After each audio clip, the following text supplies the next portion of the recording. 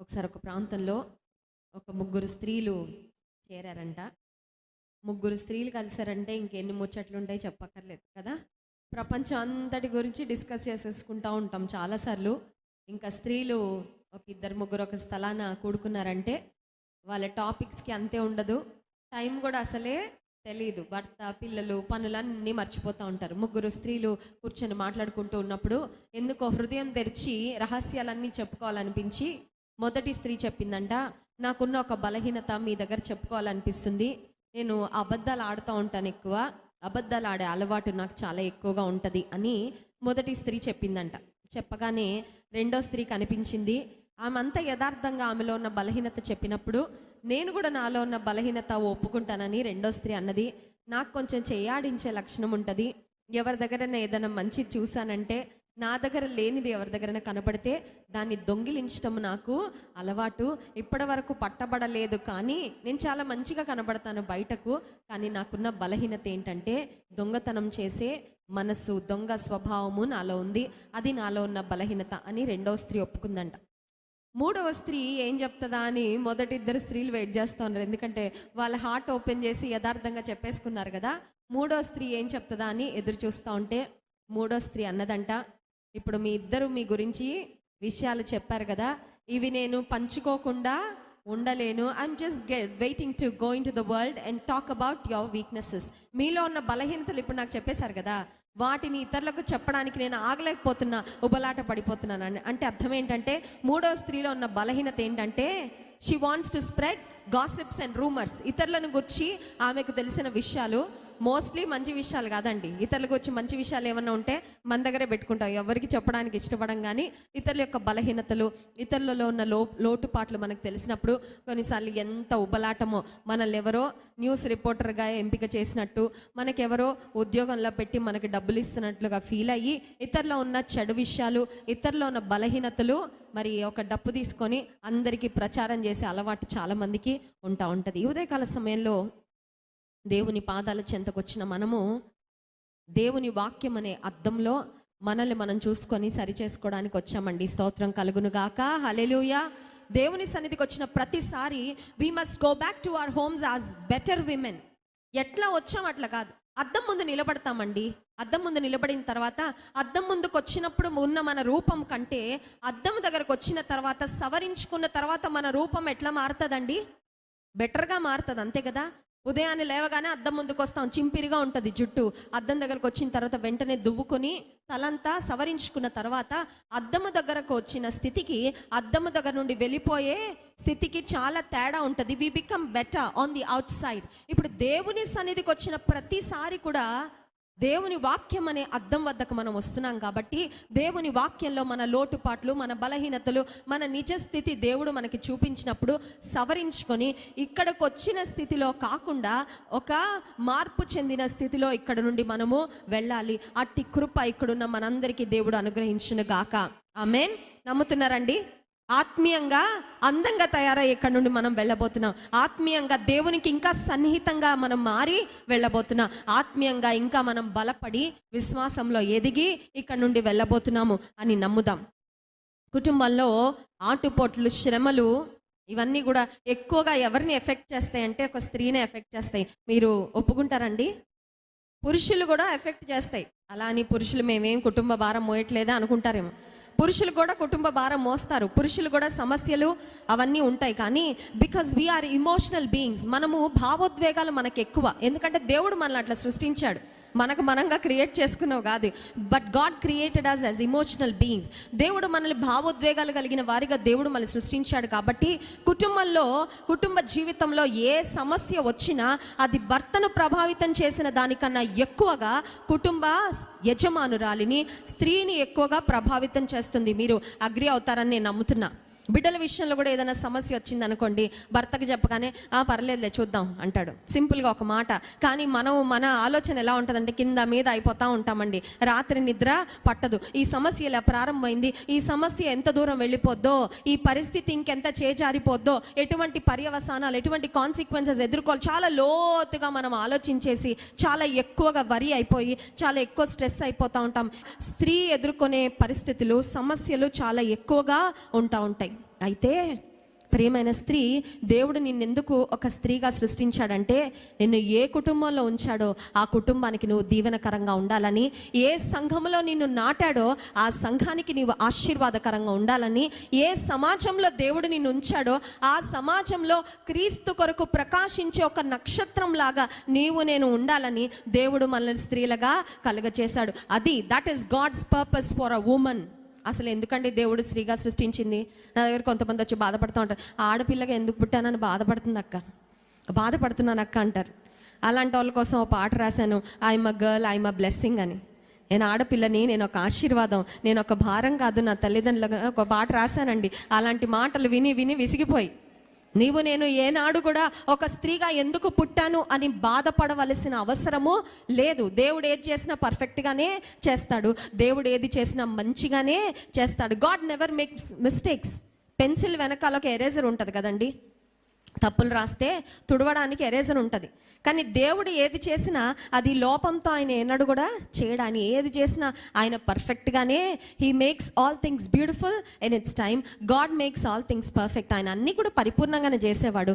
దేవుడు ఎన్నడూ కూడా పొరపాట్లు చేయడు. నిన్ను నన్ను ఒక స్త్రీగా కలుగచేసి ఈ తరంలో, ఈ కాలంలో దేవుడు మనల్ని పెట్టాడంటే, భారతదేశంలో ఏలూరు పట్టణంలో మిమ్మల్ని ఎక్కడ పెట్టాడు అక్కడ దేవుడు ఒక పర్ఫెక్ట్ ప్లానింగ్తో, ఒక అద్భుతమైన ప్రణాళికతో దేవుడు మిమ్మల్ని ఈ కాలంలో, ఈ తరంలో, ఈ సమయంలో దేవుడు మిమ్మల్ని ఉంచాడు. కనుక ఆయన ఉద్దేశాన్ని, ఆయన సంకల్పాన్ని నెరవేర్చడము మన యొక్క విధి. ఈరోజు దేవుని వాక్యంలో నుండి నాకున్న సమయాన్ని బట్టి 3 ప్రాముఖ్యమైన అంశాలు చెప్పిన సందేశాన్ని ముగించాలని ఆశపడుతున్నాను. I want to talk about 3 women from the Bible.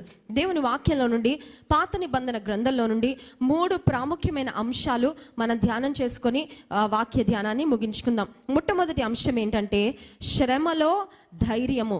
మొట్టమొదటి అంశము శ్రమలో ధైర్యము. రెండవ అంశము శ్రమలో ఆశీర్వాదము. చెప్తారా మాట? శ్రమలో ఆశీర్వాదము. మూడవ అంశము శ్రమలో స్తుతి. మొట్టమొదటి అంశము శ్రమలో ధైర్యం, రెండవ అంశము శ్రమలో ఆశీర్వాదము, మూడవ అంశము శ్రమలో స్తుతి. శ్రమలో ధైర్యము అనే మొదటి అంశాన్ని మనం ధ్యానం చేసుకుందాం. 2వ రాజుల గ్రంథము 4వ అధ్యాయము 8వ వచనము అందరం కలిసి చదువుకుందాం. 2వ రాజుల గ్రంథము 4వ అధ్యాయము 8వ వచనం. ఒక దినమందు ఎలీషా, తీసారండి అందరం కలిసి చదువుదామా? 2వ రాజుల గ్రంథం 4వ అధ్యాయం 8వ వచనం. ఒక దినమందు ఎలీషా షూనేము పట్టణమునకు పోగా అచ్చట ఘనురాలైన ఒక స్త్రీ భోజనమునకు రమ్మని అతని బలవంతము చేసెను గనుక అతడు ఆ మార్గమున వచ్చినప్పుడెల్లా ఆమె ఇంట భోజనము చేయుచు వచ్చెను. ఘనురాలైన స్త్రీ అంట, ఘనురాలైన స్త్రీ. The Bible talks about this woman as a remarkable and a notable woman. Bible గ్రంథంలో ఘనులు అని చెప్పబడ్డారంటే దేవుని దృష్టిలో వారు ఘనత పొందినవారని. ఈమె అంత ఘనురాలు ఎందుకు అయిపోయింది అంటే ఆమె ఆస్తిపాస్తులను బట్టి, ఆమెకున్న సోషల్ స్టేటస్ని బట్టి కాదు దేవుడు ఆమెను ఘనురాలు అని పిలిచింది. ఆమెలో ఉన్న ఆత్మీయమైన సుగుణాలు చాలా గొప్పవండి. కొన్నిసార్లు ఆర్థికంగా మనం గొప్ప స్థానంలో ఉండకపోవచ్చు, ఏం పర్వాలేదు. నీలో ఉన్న ఆత్మీయ సుగుణాలు నీకు చాలా గొప్ప విలువను ఇస్తాయి. నీ జీవితాన్ని ఒక విలువైన జీవితంగా తీర్చిదిద్దుతాయి. ఏంటన్నా మనం వేసుకునే వస్త్రాలను బట్టో, మనం వేసుకునే ఆభరణాలను బట్టే కాదు మన విలువ. మన జీవితాన్ని బట్టి, మన సాక్ష్యాన్ని బట్టి, మనలో ఉన్న ఆత్మీయ గుణగణాలను బట్టి ఒక స్త్రీ విలువైన స్త్రీగా మార్చబడుతుంది, ఎంచబడుతుంది. గుణవతి అయిన భార్య దొరుకుట అరుదు, అట్టిది ముత్యము కంటే. ముత్యాలు లేకపోయినా పర్వాలా, ముత్యం లాంటి బ్రతకాలని దేవుడు కోరుకుంటున్నాడండి. స్తోత్రం కలుగును గాక. హల్లెలూయా. ఈమెను గురించి దేవుని వాక్యంలో ఘనురాలైన స్త్రీ అని ఎందుకు చెప్పబడింది అని ఆలోచన చేస్తే, she was a women of hospitality. ఆమెలో ఆతిథ్యం చేసే గొప్ప గుణము. ఆతిథ్యం చేయాలంటే చాలా పెద్ద హృదయం ఉండాలి, చాలా ఓపిక ఉండాలండి. ఎందుకంటే మన ఇంటికి ఎప్పుడైనా గెస్ట్లు వచ్చారనుకోండి, ఫస్ట్ పూట భోజనం వండి పెట్టడం కొంచెం పర్వాలేదు, ఖుషిగా ఉంటుంది, బాగా ఎనర్జెటిక్గా ఉంటాం. రెండో పూట, మూడో పూట, రెండో రోజు, మూడో రోజు, నాలుగో రోజు అయ్యేసరికి ఏమైపోతూ ఉంటుందంటే, కొంతమంది అమ్మలు పిల్లల్ని పంపించి ఆంటీ వాళ్ళు ఎప్పుడు వెళ్ళిపోతారో ఒకసారి కనుక్కోరా అంటారు. ఎందుకంటే వీళ్ళు అడగలేక పాపం, అమ్మో ఇంకెన్ని రోజులు వండి పెట్టాలి, ఇంకెన్ని రోజులు చేసి పెట్టాలి, నాకు అంత ఓపిక ఆతిథ్యం చేయాలంటే చాలా ప్రేమ ఉండాలి. ఆతిథ్యం చేయాలంటే చాలా ఓర్పు ఉండాలి. ఆతిథ్యం చేయాలంటే పెట్టే మనసు ఉండాలండి. ఎందుకంటే ఆతిథ్యం చేయడం అంటే డబ్బు ఖర్చు అవుతుంది, శ్రమ సమయం ఖర్చు అయిపోద్ది, ఆ తర్వాత ధనం ఖర్చు అయిపోద్ది, శక్తి ఖర్చు అయిపోద్ది, ఆ తర్వాత సమయం కూడా ఖర్చు అయిపోద్ది. ఒకరిని ఇంట్లో పెట్టుకొని ఆతిథ్యం చేయాలంటే చిన్న విషయం కాదు. కానీ దేవుని వాక్యాలు హెబ్రీ పత్రిక 13వ అధ్యాయంలో మనం చూసినట్లయితే ఆతిథ్యము చేయ మరొకటి కొందరు ఎరుగకనే దేవదూతలకు ఆతిథ్యము చేసిరి. అబ్రహాము శారాలను గురించి చెప్పబడిన మాటది. దేవుడు వారిని దర్శించినప్పుడు అబ్రహాము శారాలు నిండు వృద్ధాప్యంలో ఉన్నారు. బోల్డ్ అంతమంది పనివారు ఉన్నారు. పరివారంకు అప్పచెప్పి ఆతిథ్యం చేయమని వాళ్ళు సైడ్ కూర్చొని చక్కగా రిలాక్స్ అవ్వచ్చు. కానీ తమకు తాముగా లేచి అద్భుతమైన ఆతిథ్యం చేసిన జంట ఆదికాండంలో మనకు కనపడే అబ్రహాము శారాలు. ఈ స్త్రీ ఎందుకు ఘనురాలైన స్త్రీ అంటే ఈమె చక్కని ఆతిథ్యం చేసే స్త్రీ.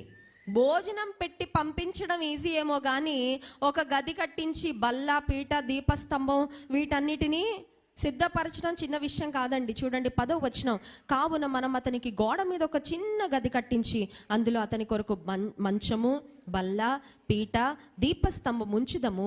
అతడు మన యొద్దకు వచ్చినప్పుడెల్లా అందులో బస చేయవచ్చునని. She was a woman who went the extra mile. ఎవరైనా మన దగ్గరకు వచ్చి సహాయం అడిగితే అడిగినంత చేయడమే కష్టం. అడిగిన దానికన్నా ఎక్కువ చేయడాన్ని ఏమంటారంటే గోయింగ్ ది ఎక్స్ట్రా మైల్ అంటారు.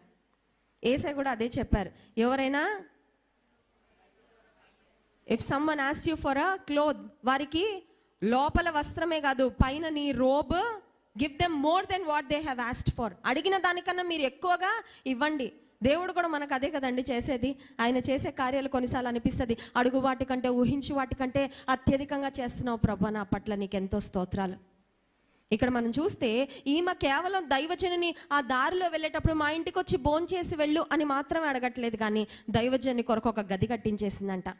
ఆమె మాటని భర్త అంత విలువిచ్చాడంటే భర్త దగ్గర మంచి పేరు తెచ్చుకుందండి. స్తోత్రం కలుగును గాక, హల్లెలూయా. అందరి దగ్గర మంచి పేరు తెచ్చుకోవచ్చు, కానీ భర్త దగ్గర, పిల్లల దగ్గర మంచి పేరు తెచ్చుకోవడం చాలా కష్టం. ఎందుకంటే వాళ్ళకు మన ఒరిజినాలిటీ తెలుసు కాబట్టి. మన కోపాలు, మన తాపాలు, మన విసుగుదల బయట వాళ్ళ దగ్గర నటించగలం, ఇంట్లో వాళ్ళ దగ్గర నటించగలమా? జీవితకాలం అంతా నటించగలమా? సో మన ఒరిజినాలిటీ ఏంటనేది మన పిల్లల్ని అడిగితే చెప్పేస్తారు. మీ మమ్మీ గురించి కొంచెం 2 మాటలు చెప్పంటే వచ్చేస్తుంది కదా. భర్తను అడిగితే భర్తకు అర్థమైపోద్ది. భర్త తన భార్య మాటకు విలువిచ్చి దైవజనుడైన ఎలీషాకు ఒక గది కట్టించి అవసరమైనవన్నీ ఆ భర్త సమకూర్చడానికి అనుమతించాడు. అంటే అర్థం ఏంటంటే ఆమె తన భర్త దగ్గర కూడా ఒక విలువను సంపాదించుకుందండి. భర్తకు అర్థమైంది ఈమె ఏమన్నా చెప్పిందంటే, నా భార్య ఏదన్నా చెప్పిందంటే అది మంచి విషయమే, నా భార్య ఇచ్చే సలహాలకు నేను ఆమె మాటతో అంగీకరిస్తే అది మన కుటుంబానికి క్షేమమని తన భర్త యొక్క confidence, she has her husbands confidence, భర్త యొక్క నమ్మకాన్ని ఆమె సంపాదించుకున్న దైవికమైన స్త్రీగా మనం చూస్తూ ఉన్నాం. అంత మాత్రమే కాదు, 13వ వచనంలో ఇప్పుడు దైవజనుడైన ఎలీషాను ఆమె తన ఇంటికి పిలుస్తూ ఉంది, ఆతిథ్యం చేస్తూ ఉంది, ఆయనకు కావలసిన గదిని, వసతులన్నిటినీ సిద్ధపరిచింది. ఇప్పుడు దైవజనునికి ఒక ఆలోచన వచ్చింది. ఏమనంటే, దైవజనుడిగా నన్ను పిలిచి ఇంత సన్మానించి, ఇంత గౌరవించి, ఇంత ఆతిథ్యం చేస్తుందే, probably she has something on her mind. ఆమె ఏదో ఆశపడి చేస్తుందేమో అని. చూడండి, కొంతమంది అభిమానాలు, అవసరాల అభిమానాలు ఏంటండి, వాళ్ళకి ఏదన్నా పని ఉందనుకోండి, ఆ పని జరిగేదాకా పులస కూర పట్టుకొచ్చేస్తూ ఉంటారు, ఆ పని జరిగేదాకా గులాబ్ జామ్ బాక్సులు వచ్చేస్తూ ఉంటాయి ఇంటికి, ఆ పని అయ్యేదాకా బట్టలు పెట్టేస్తూ ఉంటారు. ఆ పని అయిన తర్వాత ఇంకా మళ్ళీ కంటికి కనబడరండి. అప్పుడు మనకు అర్థమైపోద్ది ఏంటంటే, ఓహో పలానా పని, పలానా అవసరం మాతో ఉంది, ఆ అవసరం అవ్వడం కొరకు ఈ పనులన్నీ చేస్తున్నారు అని మనకు తర్వాత అర్థమవుతుంది. దైవజనుడైన ఎలీషా అనుకున్నాడు, ఈమె ఏదో ఆశించి, ఈమెకేదో అవసరత ఉంది కాబట్టి నన్ను ఇలా గౌరవిస్తుందేమో, సన్మానిస్తుందేమో అని ఎక్స్పెక్ట్ చేసి తన సేవకుడైన గెహాజీని పిలిచి అడిగాడు, ఆమెకేం అవసరం ఉందో ఒకసారి వెళ్ళి కనుక్కో, దైవజనుడిగా నేను ఏం చేయగలనో, ఆమె కుటుంబానికి ఏ మేలు చేయగలనో అది చేస్తానన్నాడు. చూడండి 13వ వచనం, అతడు, నీవు ఇంత శ్రద్ధాభక్తులు మా యందు కనుపరిచితివి, నీకు నేనేమి చేయవలెను? రాజుతోనైనను సైన్యాధిపతితోనైనను నిన్ను గూర్చి నేను మాట్లాడవలనని కోరుచున్నావా అని అడుగుమని గెహాజీకి ఆజ్ఞేయగా, వాడు ఆ ప్రకారము ఆమెతో అనెను. అందుకామె, నేను నా స్వజనులలో కాపురమున్నాను. ఆమె ఆన్సర్ చాలా షాకింగ్గా అనిపించింది గెహాజీకి, ఎలీషాకి. ఎందుకంటే నేను నా స్వజనులో ఉన్నానంటే అర్థం ఏంటంటే ఐఎమ్ సెల్ఫ్ సఫిషియెంట్. నేనేమి ఆశించి దైవజన్ని ఆతిథ్యం చేయట్లా. నేను ఇంత ప్రేమ చూపించడానికి వెనకాల వేరే సీక్రెట్ అజెండా ఏమీ లేదు. నిష్కపటమైన ప్రేమ, నిస్వార్థమైన ప్రేమ చూపించిన స్త్రీ ఈమె. అందుకే దేవుడు అన్నాడు గనురాలైన స్త్రీ అని. స్తోత్రం కలుగును గాక. Hallelujah. She was a woman of selfless love. ఏమి ఆశించకుండా దైవజన్ని ప్రేమించిందండి. ఏమి ఆశించకుండా దేవుని ప్రేమ చూపిస్తే, ఆశిస్తే కూడా దేవుడు ఇస్తాడు ప్రతిఫలం, ఆశించకపోతే మరి నిశ్చయంగా ఇస్తాడు. స్తోత్రం కలుగును గాక. హల్లెలూయా. చాలాసార్లు దేవుని మీద భక్తి ఎందుకు చూపిస్తూ ఉంటామంటే ఏదో ఆశించి, ఏదో ప్రతిఫలం పొందాలని ఆశించి మనం కొన్నిసార్లు కొన్ని కార్యాలు చేస్తూ ఉంటామేమో. ఒకసారి మా కిచెన్లో వంట చేస్తున్న ఒక సహోదరి నేను అన్నాను, మీ ప్రేమకి చాలా వందనాలండి అన్నాను. అనగానే వెంటనే ఆ సిస్టర్ నాతో ఏమన్నారు తెలుసా? అమ్మా, మీ మీద ప్రేమే కాదమ్మా, మాకు దేవుడు మేలు చేస్తాడని చేస్తున్నామమ్మా అని అన్నారు. I appreciate her honesty. ఆమె యథార్థంగా చెప్పినందుకు నేను అభినందిస్తున్నాను. కానీ ఒక్కసారి నా గుండెలో చివుక్కు అనిపించింది. ఎందుకు తెలుసా? ఓహో, స్వార్థంతో చేస్తున్నారన్నమాట పరిచర్య, దైవ సేవకుల మీద ప్రేమతో కాదనమాట చేస్తుంది పరిచర్య అని. చాలాసార్లు మన ప్రేమ స్వార్థంతో కూడిన ప్రేమగా ఉంటుంది. నిష్కపటమైన ప్రేమగా, నిస్వార్థమైన ప్రేమగా చాలాసార్లు మన ప్రేమ ఉండడం లేదు. కానీ ఈమెను గమనించినట్లయితే ఈ షూనేమీరాలు అనే ఈ స్త్రీ, ఆమె నిస్వార్థమైన ప్రేమను చూపించిన స్త్రీ. హెబ్రీ పత్రిక 6వ అధ్యాయము 10వ వచనంలో ఒక మాట ఉంటుంది చూడండి. హెబ్రీ పత్రిక 6వ అధ్యాయము 10వ వచనం తీసిన వారు చదవండి. మీరు చేసిన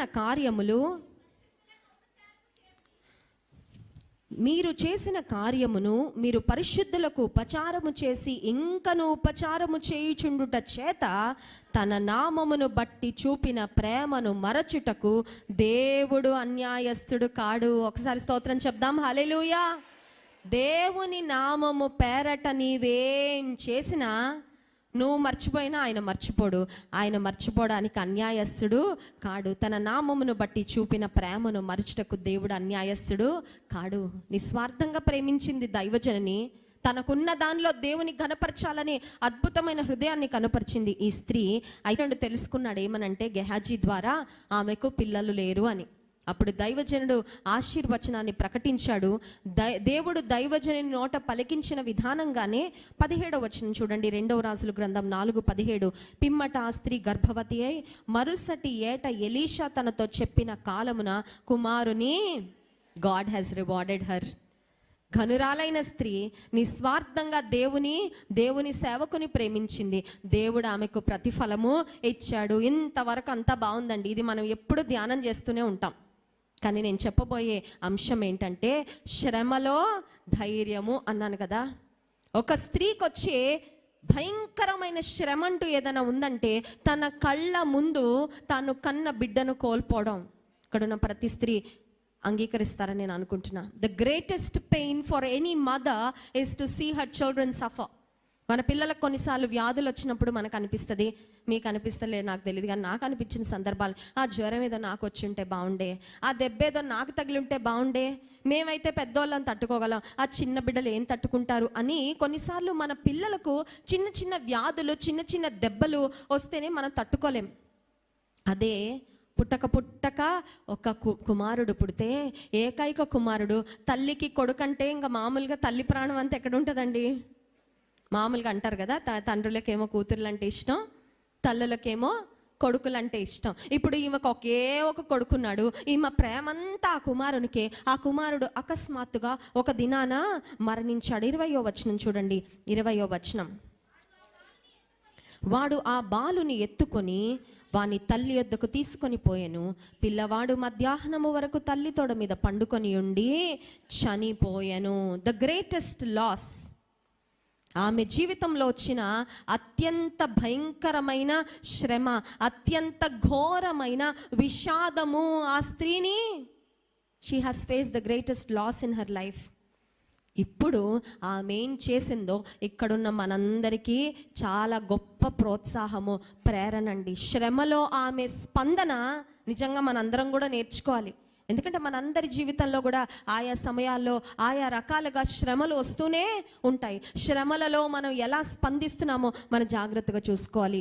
ఈమె శ్రమ రాగానే కుమారుడు చనిపోయాడు అని తెలియగానే ఆమె మనసులోకి వచ్చిన మొట్టమొదటి ఆలోచన ఎవరంటే దైవజనుడైన ప్రవక్త అయిన ఎలీషా.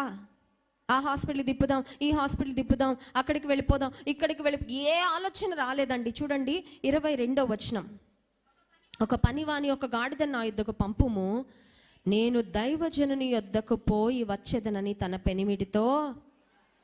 శ్రమ రాగానే నీకు నాకు ఫస్ట్ ఎవరు గుర్తు రావాలి చెప్పమంటారా? అమ్మగారు కాదు, మమ్మీకి ఫోన్ చేయడం కాదు, మమ్మీ పెద్ద కష్టం వచ్చేసింది, లేదో పక్కింటి పిన్ని గారు నాకు ఇంత కష్టం వచ్చిందండి, నేను ఏం చేయమంటారు? కొంతమంది యూట్యూబ్కో గూగుల్కో వెళ్ళి వెతుకుతూ ఉంటారు సమస్యలు రాగానే. ఈ సమస్యకు పరిష్కారము, where are we running to when we're in trouble? శ్రమ రాగానే మనకి జ్ఞాపకం రావాల్సింది ఎవరండి? దేవుని ప్రవక్త అయిన దైవజనునైన ఎలీషా వద్దకు ఆమె తన ప్రయాణాన్ని ప్రారంభించింది. ఇప్పుడు ఆమె ప్రయాణమై గాడిదకు గంత కట్టించి ఆ గాడిద మీద చాలా ఫాస్ట్గా ఆమె ప్రయాణం చేస్తూ వెళ్తా ఉంది. ఇంత లోపల దూరం నుండి ఎలీషా ప్రవక్త అలాగే తన సేవకుడైన గెహాజీ ఉన్నారు. దైవజనికి అర్థమైంది ఏంటంటే ఏదో సమస్య ఉంది, సంథింగ్ ఇస్ రాంగ్. ఈమె సమాధానంగా వస్తున్నట్టు కనపడట్లేదు, చాలా కంగారుగా వస్తూ ఉంది. ఎలీషాకు చెప్పాడు, ఒకసారి వెళ్ళి కనుక్కో, అంతా క్షేమమేనా, ఒక్కసారి వెళ్ళి కనుక్కో అన్నాడు దైవజనుడు. ఇప్పుడు గెహాజీ దైవజను కంటే ముందుగా పరుగున వచ్చి 26వ వచనం చూడండి, నీవు ఆమెను ఎదుర్కొనుటకై పరుగున పోయి నీవును నీ పెనిమిటియు నీ బిడ్డయు సుఖముగా ఉన్నారా అని అడుగుమని తన పనివాడైన గెహాజీతో చెప్పి పంపెను. అందుకామె, ఈమె మాట్లాడిన మాట చాలా మూల్యమైన మాట. పనివాడు పరుగునొచ్చి ఇంట్లో అందరు క్షేమంగా ఉన్నారా అంటే ఆ స్థానంలో ఇంకెవరైనా స్త్రీలు ఉంటే ఏమంటారు తెలుసా? కొడుకు పోయాడండి, కొడుకు చనిపోయాడు, ఇంకా నా జీవితం వేస్ట్, నాకు బ్రతకాలనిపించడం లేదని గోడంతా అడిగిన వాళ్ళ ముందు వెళ్ళబోసుకుంటాం, అంతే కదా. వేదనలో ఉన్నప్పుడు చూడండి కొన్నిసార్లు న్యూస్ రిపోర్టర్స్ వెళ్ళి మైక్ పెడతారు తల్లి దగ్గరికి, వాళ్ళ పిల్లల్ని కోల్పోతే. అమ్మ ఏం చెప్తారు అనగానే తల బాదుకుంటూ ఉంటుంది, గుండెలు బాదుకుంటూ ఉంటుంది, ఆమె వేదనంతా వెళ్ళగక్కుతూ ఉంటుంది, ఏడుస్తూ ఉంటుంది, కేకలు పెడతా ఉంటుంది. ఈ స్త్రీలో మనకేం కనపడుతుందంటే షీ వాజ్ వెరీ స్టేబుల్, చాలా ధైర్యంగా ఉంది, చాలా నిబ్బరంగా ఉంది. గెహాజీ వచ్చి నీవు నీ భర్త నీ కుటుంబము అంతా క్షేమమా అని అడిగితే ఏం చెప్పిందండి? సుఖముగా. ఇంగ్లీష్ బైబిల్ ఏముంటుంది తెలుసా? All is well. ఇప్పుడు నేను ఒక ప్రశ్న అడుగుతా, చెప్పండి, అందరూ సుఖంగా క్షేమంగా ఉన్నారా? ఉన్నారా లేరా? లేరు. చాలా పెద్ద కష్టం వచ్చింది, మరి సుఖంగా ఉన్నారు అనే మాట అబద్ధం చెప్పిందా? అబద్ధం చెప్పలేదు. ఆమె ఆ మాట చెప్పడంలో 2 అర్థాలు ఉన్నాయండి. మొట్టమొదటిది ఏంటంటే దైవజనుని దగ్గరకు నేను వస్తున్నాను కాబట్టి నా క్షేమ స్థితి దేవుడు నాకు తిరిగి దయచేస్తాడనే నమ్మకం ఉంది, అందుకే నేను చెప్తున్నాను సుఖంగా ఉన్నామని. స్తోత్రం కలుగును గాక. I know I'm in great trouble, గొప్ప కష్టం నాకు వచ్చింది, నాకు తెలుసు, కానీ దైవజనుని దగ్గరకు నేను వస్తున్నా. ఆ దైవజనుడు, ఆ ప్రవక్త దేవుని శక్తితో తిరిగి నా జీవితంలో కోల్పోయిన బిడ్డను దేవుడు నాకు తిరిగి దయచేస్తాడనే విశ్వాసం, నమ్మకం నాకు ఉంది, అందుకే నేను కలవరపడట్లా. Download amazing. Download RGO, home of the world's finest Western wear brands. నాకు ఉంది. ఆ దైవజనుడు, ఆ ప్రవక్త దేవుని శక్తితో తిరిగి నా జీవితంలో కోల్పోయిన బిడ్డను దేవుడు నాకు తిరిగి దయచేస్తాడనే విశ్వాసం, నమ్మకం నాకు ఉంది, అందుకే నేను కలవరపడట్లా. యెహోవా యందు భయభక్తులు గలవారు కదలక నిత్యము నిలుచు సియోను కొండవలే.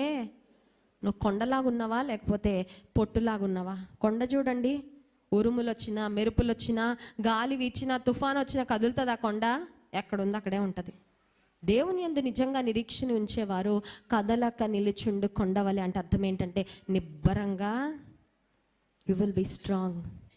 ఆమె చెప్పిన మాటలో మొట్టమొదటి అర్థము దేవుడు చూసుకుంటాడు అనే ధైర్యము.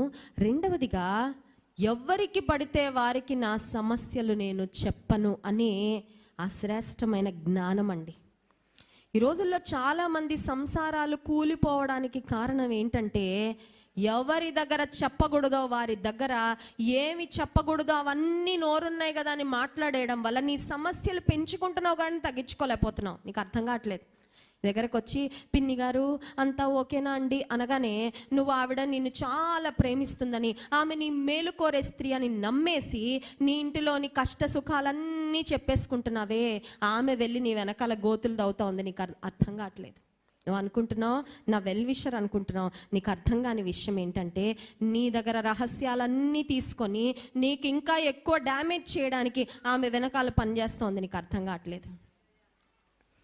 ఈ షూనేమీరాలు ఒకటి గ్రహించుకుంది ఏమనంటే, గెహాజీకి చెప్తే నాకు ప్రవక్తకు చెప్తే పరిష్కారం వస్తుంది, ఎక్కడ పరిష్కారం దొరుకుతుందో అక్కడ చెప్తాను, పరిష్కారము దొరకని వారి దగ్గర నేను నోరు తెరవను.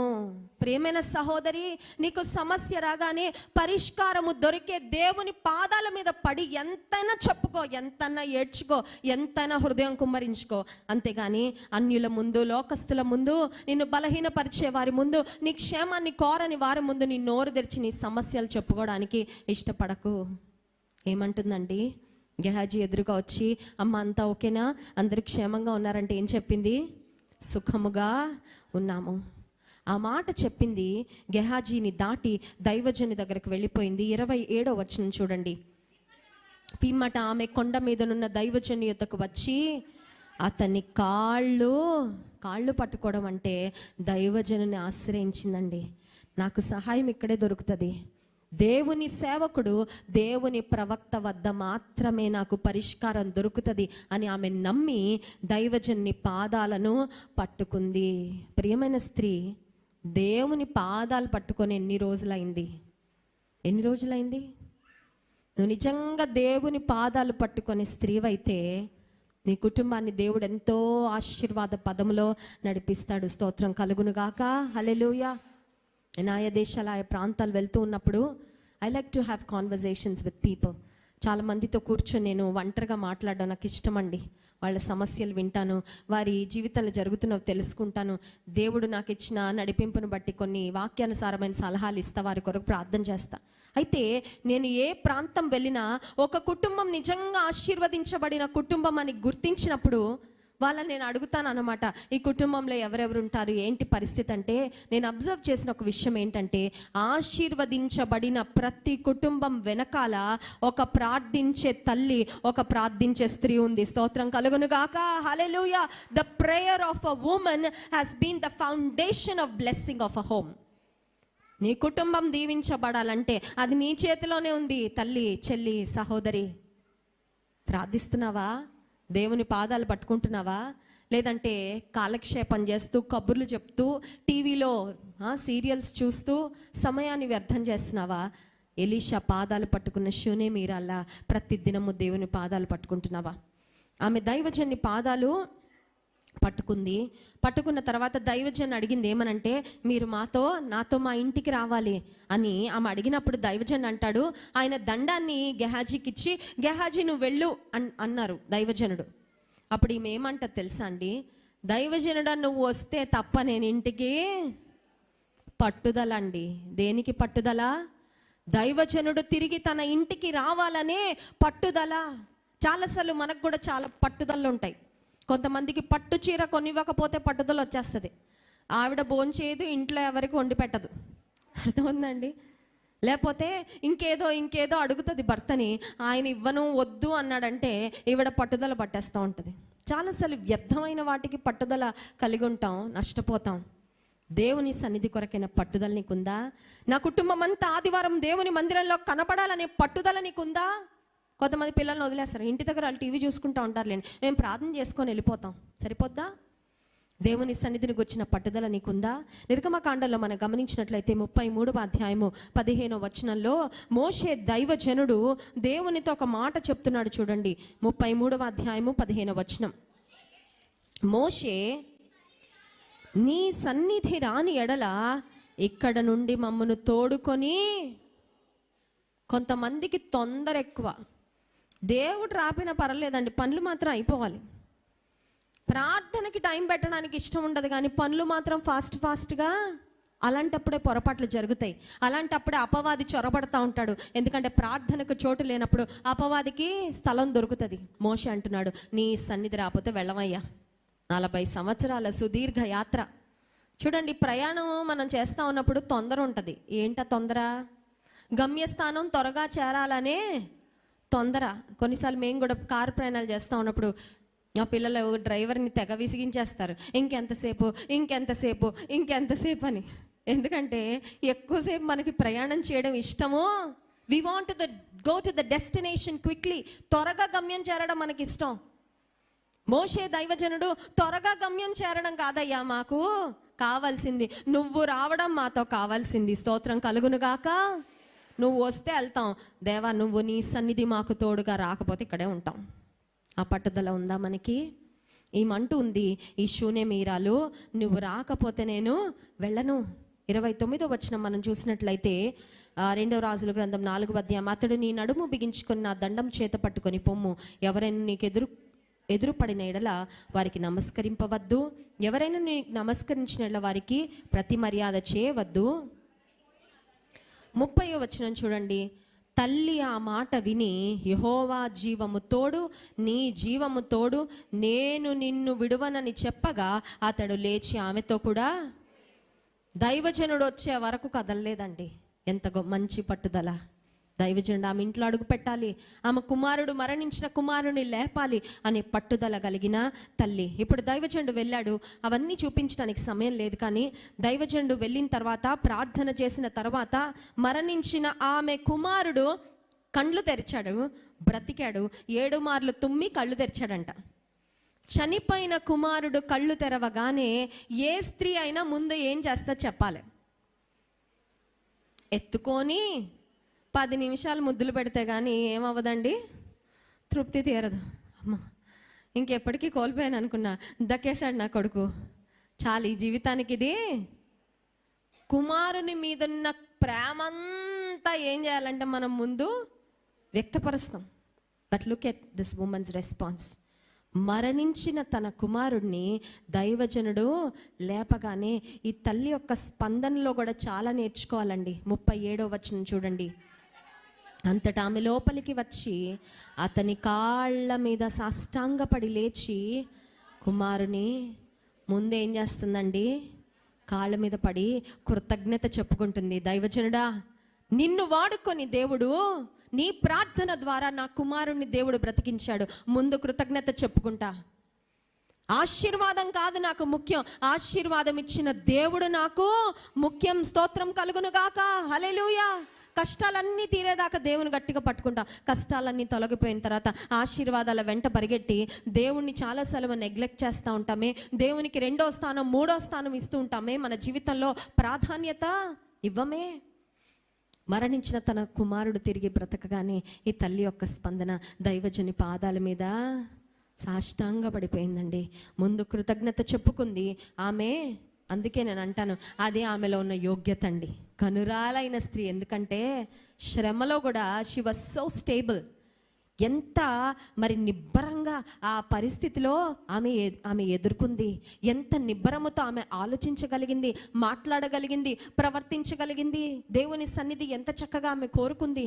తిరిగి దేవుడు ఒక అద్భుతం తన జీవితంలో చేయగానే ఆమె మొదట కృతజ్ఞత చెల్లించి ఆ తర్వాత తన కుమారుని ఎత్తుకొని తిరిగి వెళ్ళింది. మొట్టమొదటి అంశం ఏంటంటే, శ్రమలో ధైర్యాన్ని కనపరిచిందా లేదా షూనేమీరాలు?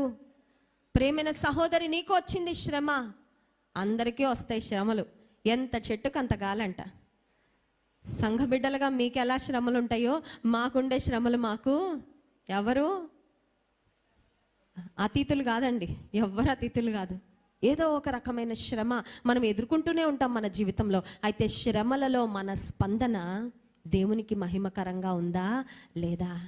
శ్రమ రాగానే యోబు భార్యలాగా నీవింకను యథార్థతను వదలకయుందువా? ఎంత భయంకరమైన మాట అండి అది. దేవుని కొరకు నిలబడుతున్న భర్తను ఇంకా ధైర్యపరచాల్సింది పోయి, నీ కొరకు నేను ప్రార్థన చేస్తానయ్యా, ధైర్యంగా ఉందాం ప్రభు కొరకు అని చెప్పవలసిన యోబు భార్య బలహీనమైన మాటలు మాట్లాడిందండి. నీవింకను యథార్థతను వదలకయుందువా? దేవుని దూషించి మరణము కమ్ము. భర్త విశ్వాసం నుండి తప్పిపోవాలని కోరుకుంది భార్య. అందుకే యోబు భార్య ఒక మాటలో చెప్పాలంటే షీఈ్ అ బ్యాడ్ ఎగ్జాంపుల్. ఆమె ఒక చెడు ఉదాహరణే. మనం ఎవరో ఫాలో అవ్వాల్సినంత గొప్ప మాదిరి ఏమి కాదు. ఎందుకంటే శ్రమలో ఆమె సరిగ్గా స్పందించలేకపోయింది. కానీ శ్రమలో అద్భుతమైన విధానంలో ఆమె స్పందన ద్వారా దేవుని మహిమపరిచిన స్త్రీ ఎవరంటే షూనేమీరాలు. 2వ అంశం చూడండి, శ్రమలో ఆశీర్వాదము లేదా శ్రమలో ఆశీర్వాద కారణముగా మారిన చిన్నది. ఇదే 2వ రాజుల గ్రంథము 5వ అధ్యాయము 1 వచనం నుండి 3 వచనాల వరకు మార్చి చదువుకుందాం. 2వ రాజుల గ్రంథము 5వ అధ్యాయము 1 వచనం నుండి. సిరియా రాజు సైన్యాధిపతి అయిన నయమాను అని ఒకడు ఉండెను. అతని చేత యెహోవాయే సిరియా దేశమునకు జయము కలుగచేసి ఉండెను గనుక అతడు తన యజమానుని దృష్టికి ఘనుడై దయ పొందిన వాడాయను. అతడు మహాపరాక్రమశాలి అయ్యుండెను గాని అతడు కుష్ఠరోగి. 2వ వచనం అందరూ కలిసి చదువుతారా?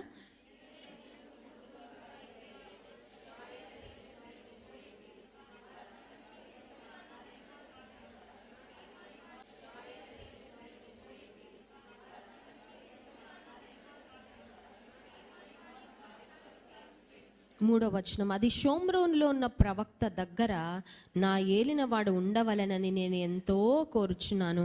అతడు నా ఏలిన వానికి కలిగిన కుష్ఠరోగమును బాగు చేయనని తన యజమానురాలితో అనేను. 4వ వచనం చదువుతారండి.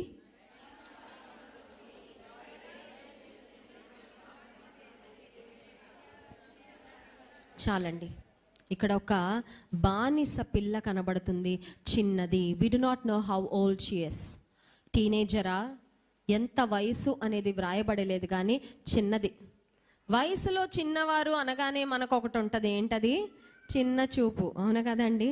వయసులో చిన్నవారు అనగానే చిన్న చూపు.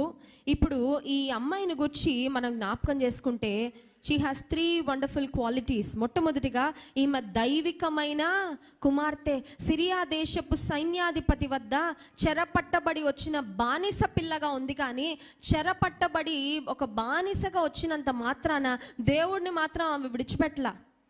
ఇంటి దగ్గర, తల్లి దగ్గర, మందిరం అన్ని దగ్గర ఉన్నప్పుడు ఎంత భక్తి ఉందో, ఒక బానిస పిల్లగా దూరదేశంలో తన కుటుంబానికి, తన స్వజనానికి, తన దేవునికి, పరిస్థితులకు దూరంగా ఆమె తీసుకురాబడినప్పటికీ దేవునితో ఆమె కలిగిన సన్నిహితమైన సంబంధాన్ని మాత్రం ఆమె విడిచిపెట్టలేదు.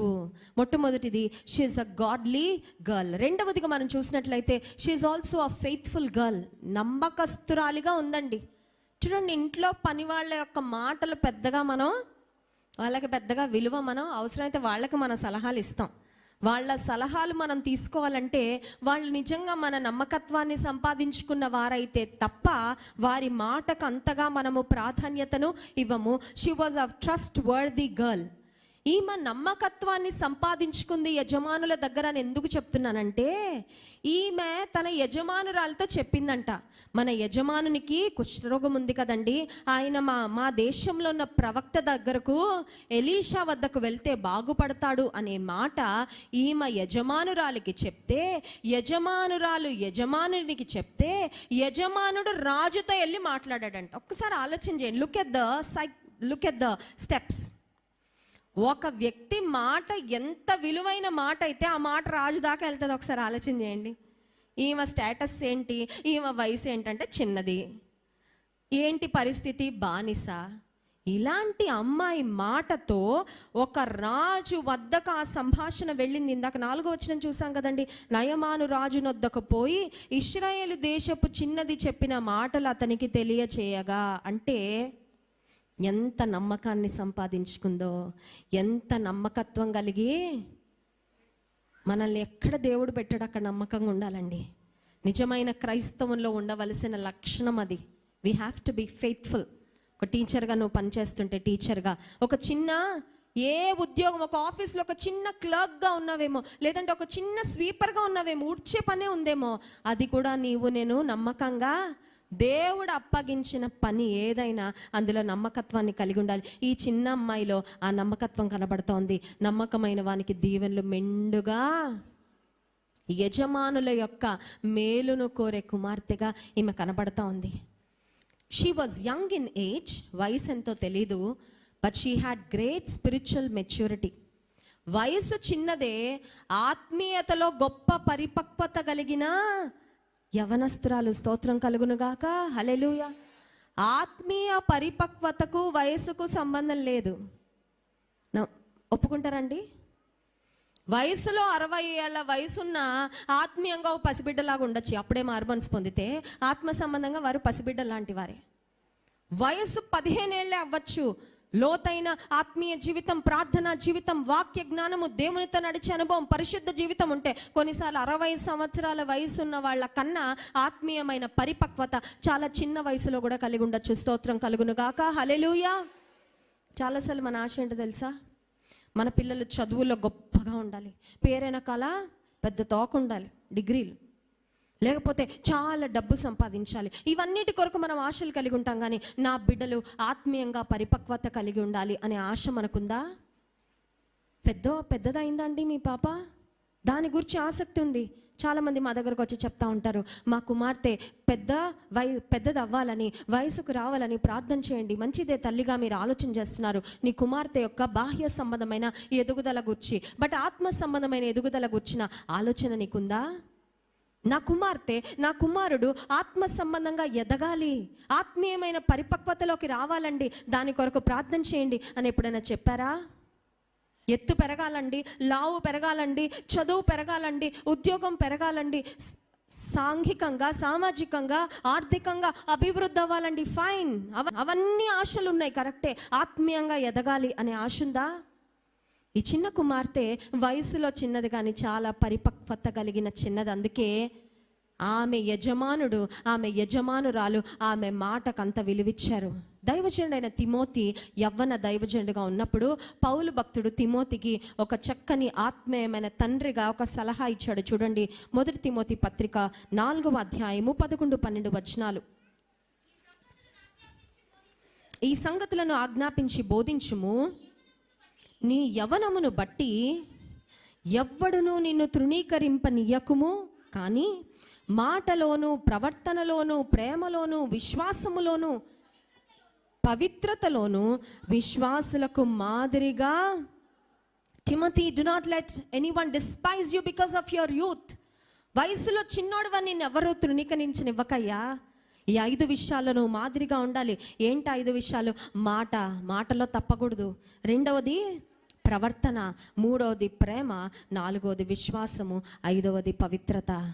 మన పిల్లలకి నేర్పిస్తున్నామండి. వయసు పెరుగుతూ ఉంటుంది, నేర్చుకుంటారులేండి, వాళ్ళే నేర్చుకుంటున్నారు, కరెక్టే. ఫోన్లు స్క్రోలింగ్ చేసి సోషల్ మీడియాలోకి వెళ్ళి వ్యర్థమైనవన్నీ నేర్చుకుంటున్నారు చాలా త్వరగా.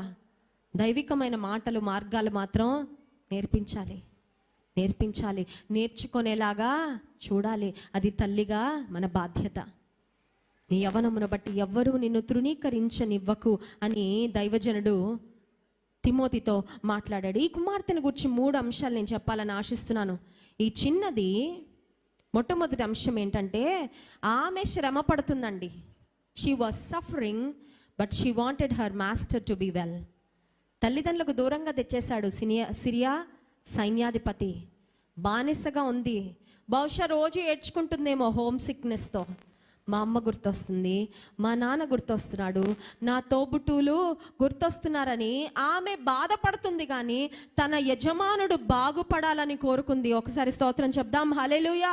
What a wonderful heart. ఇది యేసయ్య మనసు అండి. ఆమెలో యేసయ్య మనసుంది. ఆమె సఫర్ అవుతుంది, ఆమె స్ట్రగుల్ అవుతుంది, కానీ ఆమె యజమానుడు మాత్రం బాగుపడాలని నేను ఎంతో ఎందుకమ్మా, నీకేమవుతాడు ఆయన?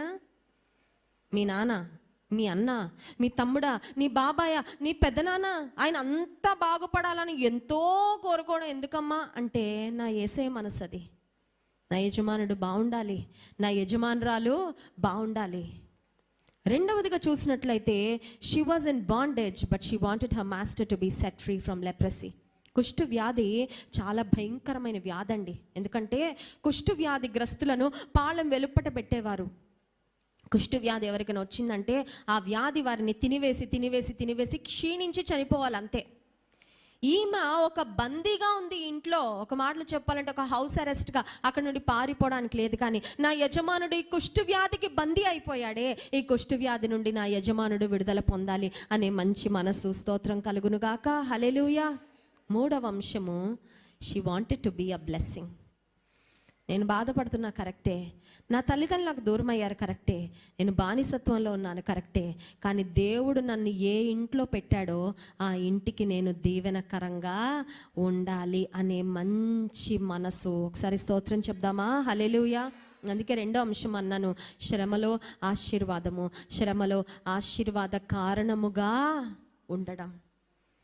చాలాసార్లు మనం అనుకుంటాం, నా ప్రార్థనలకు దేవుడు జవాబిచ్చేయాలి, నా ప్రార్థనలకు దేవుడు జవాబు, నన్ను ఆశీర్వదించడానికి దేవుడు ఎవరో ఒకరిని పంపిస్తే ఎంత బాగుండు.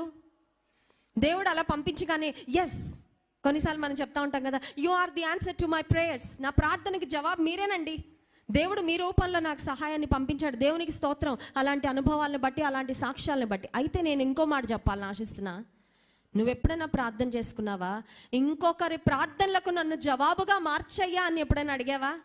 మనకు అది ఉండదు ఆశ. అందరూ మన ప్రార్థనలకు జవాబులు అయిపోవాలి కదా. నా కష్టంలో ఇంకొకరు నన్ను ఆదుకోవాలి, నాకు ఇబ్బందికరమైన పరిస్థితులు ఎవరో వచ్చి సహాయం చేయాలి, నా ప్రార్థనలన్నిటికీ దేవుడు వేరే వారిని జవాబులుగా మార్చాలనే ఆశ ఉంటుంది. కానీ నేను ఇంకొకరి ప్రార్థనకి జవాబుగా మారాలి అంటే అర్థం ఏంటంటే బికమింగ్ అ బ్లెస్సింగ్. ఇతరులకు నేను ఆశీర్వాదకరంగా మారాలయ్యా అనే ఆశ నీకు ఎప్పుడైనా ఉందా? అటువంటి మనస్సు నీలో ఉందా? ఈ కుమార్తెకు అలాంటి మనస్సు ఉందండి. ఏ మనస్సు అంటే, నా యజమానుడు, యజమానురాలు, నా యజమానునికి కలిగిన కుష్ఠరోగం వల్ల చాలా లోపల కృంగిపోతూ ఉన్నారు. మరణ భయంతో నా యజమానుడు చాలా వేదన పడుతున్నాడు. వారికి నేను ఏమైనా మేలు చేయగలిగినా? నా దేవుడు ఉన్నాడు కదా, జీవము కలిగిన దేవుడు. ఎలీషా ప్రవక్త వద్దకు నా యజమానుడు వెళ్తే ఖచ్చితంగా బాగుపడతాడు, ఈ మంచి శుభవార్త నా దగ్గర పెట్టుకోను. కొన్నిసార్లు మనకి పరిష్కారాలు తెలుసు, అయినా చెప్పం. చెప్తారా? చెప్పరా? వాళ్ళకి చెప్పేసి వాళ్ళు బాగుపడిపోతారండి, వాళ్ళు పైకి వెళ్ళిపోతారండి కదండి. చాలాసార్లు ఎంత స్వార్థంగా ప్రవర్తిస్తామో. ఇతరుల యొక్క సమస్యలకు పరిష్కారము కొన్నిసార్లు అది చిన్న మాట సలహా ఇస్తే వాళ్ళకి సమస్య పరిష్కారం అయిపోద్ది. కానీ నోరు ధర్మం, వ్యర్థమైన మాటలు కబుర్లు ఎన్నన్నా చెప్తాం, కానీ వాళ్ళకి నిజంగా అవసరమైన ఒక సలహా మాత్రం ఇవ్వడానికి మనకు మనసు ఉండదు. ఎందుకు తెలుసా? స్వార్థం. నేనే పైన ఉండాలి, నేనే బాగుపడాలి, ఇంకెవరు బాగుపడకూడదు అనే పీతల మనస్తత్వం. పీతలు తెలుసండి? మీ ఊర్లో బాగుంటాయి కదా పీతలు, మా ఊర్లో కూడా బాగా దొరుకుతాయి పీతలు. ఇండియా పీతలంట ఎక్స్పోర్ట్ చేస్తున్నారంట వేరే దేశానికి. ఇండియా పీతల మీద మూత పెట్టలేదంట, అన్నీ బతికే ఉన్నాయంట. ఆ ఓడలో ఉన్న మిగతా వారు కంగారు పడుతున్నారంట, అదేంటి పీత వచ్చి కరిసిందంటే చాలా నొప్పి వస్తుంది, ఆ ఇండియా పీతల మీద మూత పెట్టలేదండి అంటే పక్కనున్న ఆయన చెప్పాడంట, ఇండియా పీతలకు మూత అక్కర్లేదు, ఒకటి పైకి వెళ్తుంటే 4 పట్టుకొని కిందకి లాగుతూ ఉంటాయి కాబట్టి they take care of themselves. వాటిని అవే చూసుకుంటాయి క్షేమంగా అందులోనే ఉండేలాగా. మనం ఏమీ కంగారు పడక్కర్లేదు. కొంతమంది అదే మైండ్ సెట్ అండి. వాళ్ళు బాగుపడరు, ఇంకొకరిని సేవకులు బాగుపడితే అసలే ఇష్టం ఉండదు. వాళ్ళు మాత్రం బ్రహ్మాండంగా ఉండాలి, కానీ సేవకుడు ఆశీర్వాదం పొందితే ఎక్కడ లేని కడుపు మంట, కళ్ళు మంట. దేవుడు తన సేవకుని క్షేమాన్ని చూచి ఆనందించేవాడంటండి. ఆయన ఆనందిస్తుంటే నీకేమైంది ఆనందించడానికి? నీ సేవకుడు ఆశీర్వాదం పొందితే సంతోషించు. నెక్స్ట్ లైన్లో నువ్వే ఉంటావు, వెనకాల నీ టర్న్ కూడా ఖచ్చితంగా వస్తుంది. నీ సేవకుడు ఆశీర్వదించబడాలని హృదయపూర్వకంగా కోరుకో, ప్రార్థన చేయి, అదే నీ ఆశీర్వాదానికి కారణమవుతుంది.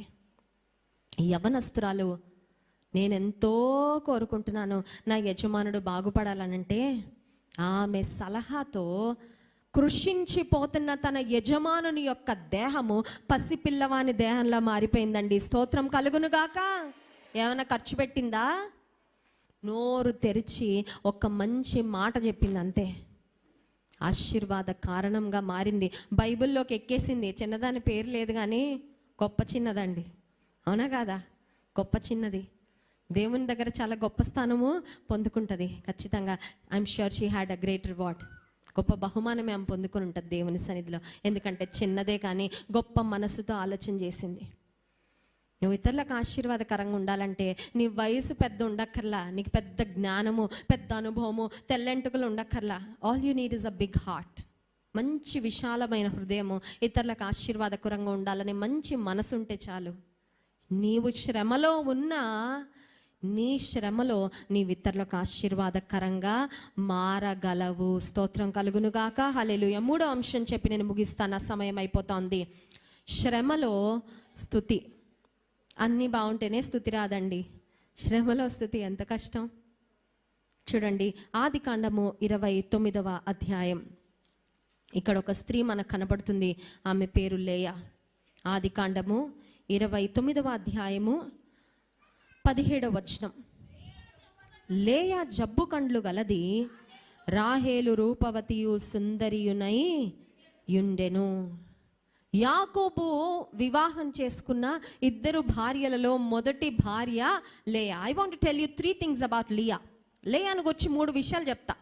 3 మంచి విషయాలుగా, గొప్ప విషయాలు కాదండి, 3 బాధకరమైన విషయాలే. మొట్టమొదటి అంశం ఏంటంటే జబ్బు కండ్లంట. షీ హ్యాడ్ వీక్ ఐజ్ అని ఉంది. అంటే ఆమె కళ్ళు చూస్తే మళ్ళీ ఆమెను చూడాలనిపించేది కాదేమో. జబ్బు కండ్లు గలది. దేవుడు ఆమెను అలా సృష్టించాడు. అయితే ఆమె ప్రక్కనే ఉంది ఆమె చెల్లి. ఆమె చెల్లి మాత్రం రూపవతియు సుందరియునై. Her sister was beautiful but Leah had weak eyes. లేయా జబ్బు కండ్లు.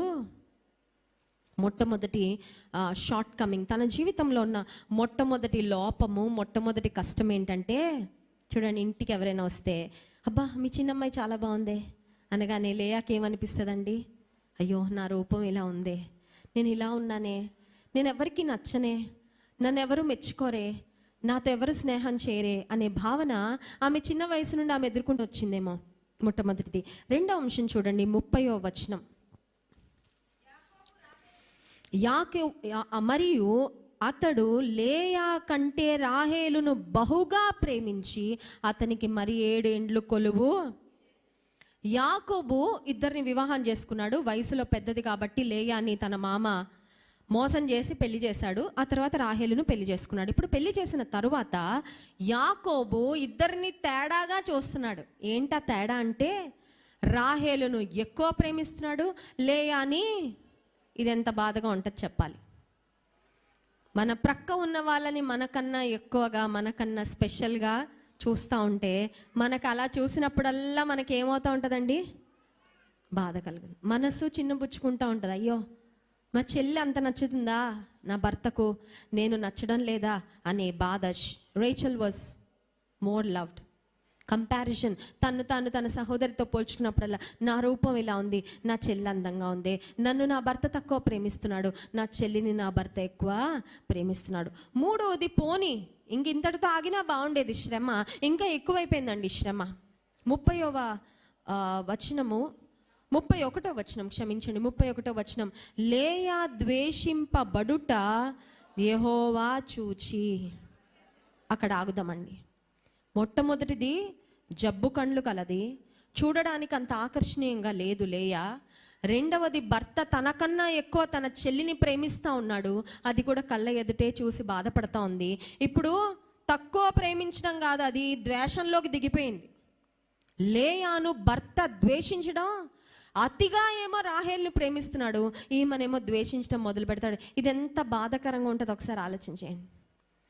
మనల్ని ఎవరైనా ద్వేషంగా కొంచెం ఇగ్నోర్ చేస్తేనే తట్టుకోలేం, చూసి చూడనట్లు ప్రవర్తిస్తేనే, చూసి పలకరించకపోతేనే బాధపడిపోతాం. ఇప్పుడు యాకోబు ఈమెకు అప్పుడప్పుడు కనపడే దూర బంధువు కాదండి, ఒకే ఇంట్లో సొంత భర్త, తన ప్రక్కనే ఉన్నారు వీళ్ళిద్దరు అక్క చెల్లెలు. She was facing a day in and day out. ఉదయం లేస్తే ఆ మానసికమైన వ్యధ, ఆ బాధ ప్రతిరోజు అనుభవిస్తూనే ఉంది. భర్త ఏకంగా తక్కువ ప్రేమించడం కాదు, ద్వేషించడమే ప్రారంభించాడు. అలాంటి భయంకరమైన పరిస్థితులలో దేవుడు లేయా యొక్క గర్భాన్ని, ప్రేమైన సహోదరి, నీ శ్రమలో నీవు దేవుని ఆశ్రయిస్తే God has his own way to make you happy. ఒక ప్రక్క నీకు శ్రమ వస్తూ ఉండొచ్చు, కానీ ఆ శ్రమలో దేవుని నీవు ఆశ్రయించినప్పుడు ఆయన ఇచ్చే ఆదరణ చాలా గొప్పది. స్తోత్రం కలుగును గాక. హల్లెలూయా. నిన్ను ద్వేషించే వారిని చూసి బాధపడుతూ అటే చూస్తున్నావంటే కృషించిపోతావు, కృంగిపోయి. నిన్ను ద్వేషించేవారు ఉండని ప్రక్కన, పర్వాలేదు. నిన్ను ప్రేమించే ప్రభువుని చూడడం మొదలుపెట్టు. ఆయన ప్రేమ ఏ లోయలో నువ్వు పడ్డావా, ఆ లోయలో నీ బయటకు తీసుకొచ్చి నీ శిఖరం ఎక్కించేస్తుంది. స్తోత్రం కలుగునుగాక. హల్లెలూయా. లేయా ద్వేషించబడుట దేవుడు చూశాడంట. నీవు అనవసరంగా ఎవరి చేతన ద్వేషించబడతా ఉన్నావా, దేవుడు చూస్తున్నాడు. And he has his own way to lift you up. నిన్ను లేవనెత్తడానికి ఆయన ప్రణాళికలు ఆయనకి. నేను అనగదొక్కుతున్నారా బాగా చూసి నీ పక్షంగా మాట్లాడే వాళ్ళు ఎవరు లేరని, నువ్వు మౌనంగా అన్ని భరించుకుంటావని నిన్ను అణగదొక్కుతా ఉన్నారా, నీ చుట్టూ ఉన్నవారు అన్నీ చూస్తున్నాడు దేవుడు.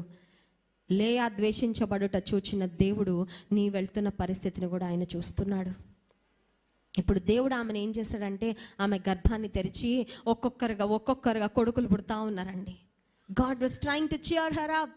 లేయా, భర్త వదిలేసాడేమో నిన్ను, భర్త పట్టించుకోవట్లేదు, నేను పట్టించుకుంటున్నా కదా లేయా, నీకు కుమారులను ఇస్తున్నాను కదా, నిన్ను సంతోషపెడుతున్నాను కదా అని దేవుడు మరి తనదైన శైలిలో లేయాను ఆశీర్వదించడం ప్రారంభించిన తర్వాత మొదటి కుమారుడు పుట్టాడు. చూడండి 32వ వచనం. లేయా గర్భవతి అయి కుమారుని కని, యెహోవా నా శ్రమను చూచి ఉన్నాడు గనుక నా పెనిమిటి నన్ను ప్రేమించును. దేవుడు నా శ్రమను చూశాడు, ఇప్పుడు నా భర్త నన్ను కొడుకు పుట్టాడుగా, ఇప్పుడు ప్రేమిస్తాడని రూబేను అని పెట్టింది పేరు. భర్తలో మార్పు లేదు, కొడుకు వచ్చాడంతే ఇంట్లో, భర్తలో మాత్రం మార్పు. దేవుడు మళ్ళీ ఆమెను జ్ఞాపకం చేసుకున్నాడు. 33వ వచనం చూడండి. ఆమె మరలా గర్భవతి అయి కుమారుని కని, నేను ద్వేషింపబడితినన్న సంగతి యెహోవా విన్నాడు గనుక ఇతని కూడా నాకు దయచేసి అనుకొని షిమ్యోను. మొదటిసారి అన్నది దేవుడు నేను ద్వేషించబడ్డాను చూశాడు అని రూబేన్ అని పేరు పెట్టింది. ఇప్పుడు అంటుంది దేవుడు నేను ద్వేషించబడ్డానని విన్నాడు అని రెండో కుమారునికి షిమ్యోను అని పేరు పెట్టింది. భర్తలో మాత్రం మార్పు. కొడుకులు పుడుతున్నారు, ఒక్కొక్క కొడుకుని 9 నెలలు మోస్తుంది, కంటుంది కష్టపడి. భర్త హృదయం మాత్రం కరగడం లేదు. మళ్ళీ దేవుడు ఆమె జ్ఞాపకం చేసుకున్నాడు. 3వసారి చూడండి 34వ వచనం. ఆమె మరలా గర్భవతి అయి కుమారుని కని, తుదకు ఈసారి నా పెనిమిటి నాతో హత్తుకొని ఉండును, అతనికి 3 కుమారులను కంటిని అనుకొనెను. అందుచేత అతనికి లేవి అనే మాటకు అర్థం ఏంటో తెలుసా? హత్తుకొనుట. ముచ్చటగా 3 కొడుకులు పుట్టేశారు, ఇక నా భర్త నన్ను వదిలిపెట్టడు అనుకుంది. ఆశలన్నీ అడియాశలు అయిపోయాయండి. None of her expectations became reality. ఆమె ఊహించుకున్నది ఏది వాస్తవం అవలా. పేర్లు పెట్టుకుంటుంది కానీ భర్తలో మార్పు.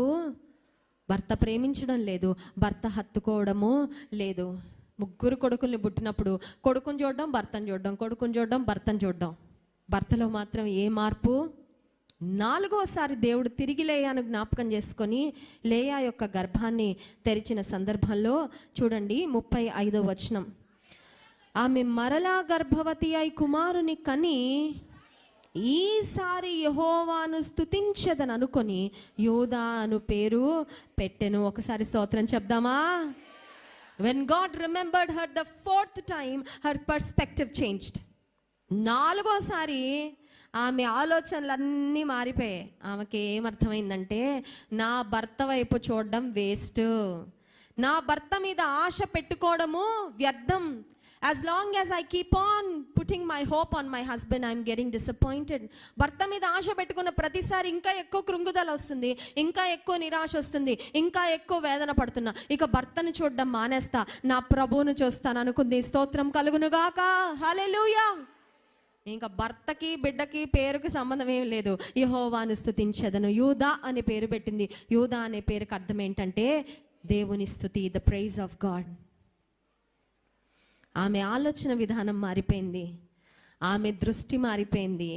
ఆమె ఆశ కూడా భర్త మీద నుండి దేవుని వైపుకు ఆమె ఆశ మళ్ళించబడినప్పుడు 4వ కుమారుడిని దేవుడు ఇవ్వగానే దేవుని స్తుతిస్తానిక, నా భర్తను చూడడం మానేస్తా, ప్రభువుని చూస్తాను, ప్రభు నాకు ఇచ్చిన జీవితాన్ని బట్టి దేవుని స్తుతిస్తా, నాకు లేని వాటిని బట్టి నేను బాధపడ్డం కాదు, నాకు ఏమి ఇచ్చాడో నాకు ఇచ్చిన బిడ్డలను బట్టి ప్రభువుని నేను స్తుతిస్తానని ఆమె స్తుతించిన తరువాత ఈ కుమారుడే లేయా చరిత్రను మార్చేశాడండి. లేయాను గొప్ప ధన్యురాలుగా చేశాడు. ఎలా చెప్పమంటారా? రాహేలు భర్త దృష్టిలో గొప్పదేమో కానీ లేయా దేవుని దృష్టిలో చాలా గొప్పదైపోయింది. ఎందుకంటే యేసుక్రీస్తు ప్రభువారి యొక్క వంశావళిలో లేయా చేర్చబడింది. స్తోత్రం కలుగునుగాక.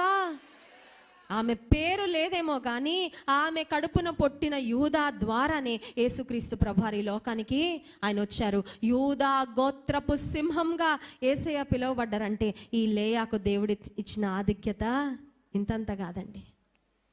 ఎందుకు ఈ మాటలు చెప్తున్నానంటే శ్రమలో ఆమె చేసిన స్తుతి ఆమె స్థితిని మార్చేసింది. స్తోత్రం కలుగునుగాక. శ్రమలో ఉన్నావు కరెక్టే, శ్రమను భరించగలిగిన దానికన్నా ఎక్కువగా నీకు అనిపిస్తూ ఉందేమో. శ్రమను గూర్చే ఉదయం లేవగానే నీ బాధలు, నీ కష్టాలు, నీ నిరాశలు వీటి గూర్చి ఆలోచన చేస్తూ నీ కాలాన్ని వెళ్ళదీస్తూ ఉన్నావేమో. ఈరోజు దేవుడు లేయాని మన దృష్టిలో పెట్టాడు, లేయాని మన ఎదుట పెట్టాడు. Can you stop focusing on your problems and start focusing on God?